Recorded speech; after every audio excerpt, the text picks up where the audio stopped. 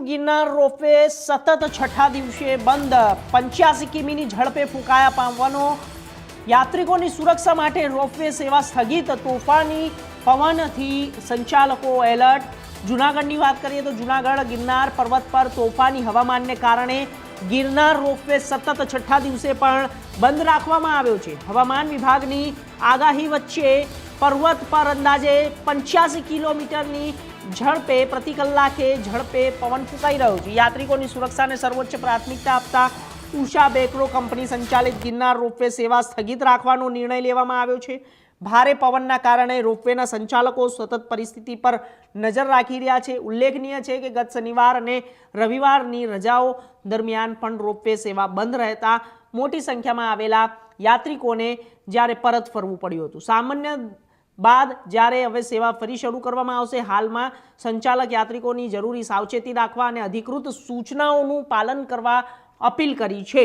તો જ્યારે 55 કિમીની ઝડપે આ પવનો ફૂંકાતા યાત્રિકોની સુરક્ષાઓને ધ્યાનમાં રાખીને રોપવે સેવાઓને સ્થગિત કરવામાં આવી છે તોફાની પવનના કારણે ઉષા બેકરો કંપની સંચાલિત જે આ રોપવે છે તેને અમુક નિશ્ચિત સમય માટે જ્યારે બંધ કરી દેવામાં આવી હતી તેની સેવા કારણ કે તેજ પવનોના સુસવાટા અને હવાના કારણે જ્યારે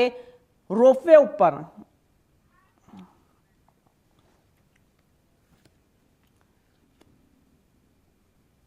તો આ વિષય ઉપર વધુ માહિતી માટે અમારા સંવાદદાતા જૂનાગઢથી ભાવિક જોશી જોડાઈ ગયા છે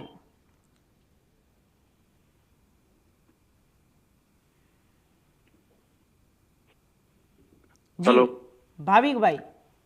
જી હર્ષ બિલકુલથી જણાવવામાં આવે તો જે રીતે ઉષા બેકરો કંપની સંચાલિત ગિરનાર રોપવે છે આજે સતત છઠ્ઠા દિવસે બંધ રાખવાની ઓથોરિટીને ફરજ પડી છે ગિરનાર ઉપર ભારે પવનને કારણે યાત્રિકોની સુરક્ષાને ધ્યાને રાખી અને આ ગિરનાર રોપવે છે તે બંધ રાખવાની ફરજ પડી છે તો બીજી તરફ ગિરનારની યાત્રાએ આવતા યાત્રાળુઓને એકમાત્ર નવી જે સીડી છે તે સીડીનો હાલ વન વિભાગ અને પોલીસના ચુસ્ત બંદોબસ્તની વચ્ચે યાત્રિકોને જવા દેવા માટે આવે છે જૂની સીડી જે છે તે હાલ પણ બંધ રાખવામાં આવી છે કારણ કે 2 દિવસ પહેલા જે સિંહે 11 વર્ષના બાળકને ફાડી ખાધાની ઘટના આવી હતી ત્યારબાદ જે છે તે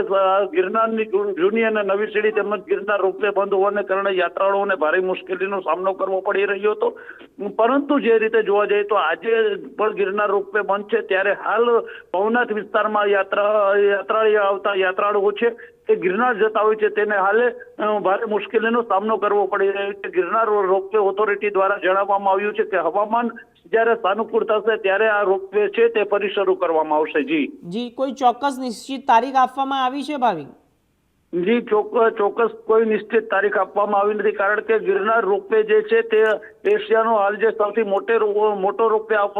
હોય ત્યારે તેનો જે વિસ્તાર છે તેમાં એક પુલથી બીજા પુલની વચ્ચે આશરે 2.4 કિલોમીટર જેટલું અંતર હોય જે ખૂબ જ ટફ રોપવે છે ગિરનાર ભવનાથ વિસ્તારમાં પણ અલગ વાતાવરણ હોય છે અને ગિરનાર પર્વત ઉપર પણ જ્યારે અલગ વાતાવરણ હોય છે ત્યારે વાતાવરણને ધ્યાને રાખી અને આ રોપવે છે તે હાલ બંધ રાખવાની ફરજ પડી છે જ્યારે વાતાવરણ સાનુકૂળ થશે ત્યારે ફરી આ રોપવે શરૂ કરાશે